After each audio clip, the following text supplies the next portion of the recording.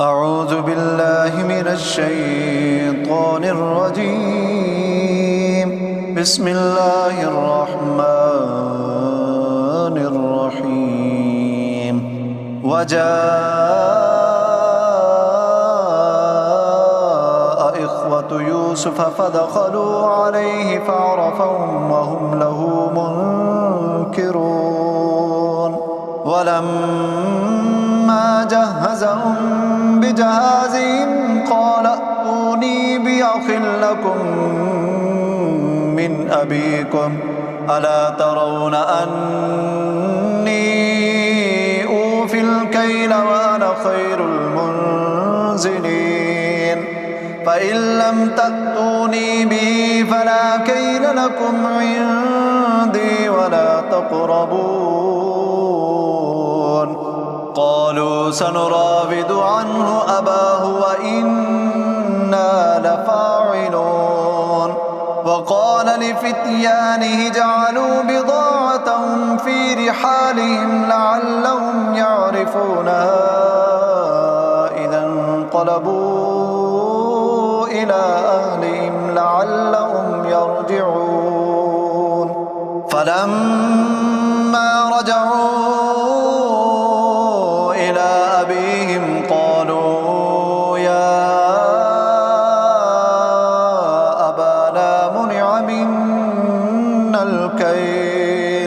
قالوا يا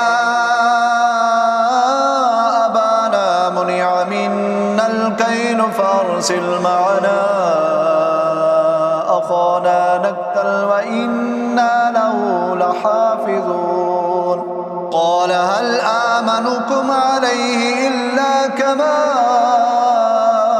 أمنتكم على أخيه من قبل فالله خير حافظا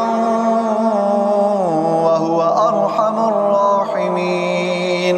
ولما فتحوا متاعهم وجدوا بضاعتهم ردت إليهم قالوا يا أبانا ما نبغي هذه بضاعتنا ردت إلينا ونمير أهلنا ونحفظ أخانا ونزداد كيل بعير ذلك كيل يسير. قال لن أرسله معكم حتى تؤتوني موثقا من الله لتأتونني به إلا أن يحاط بكم. فلما آتوه موثقهم قال الله على ما نقول وكيل. وقال يا بني لا تدخلوا من باب واحد وادخلوا من أبواب متفرقة وما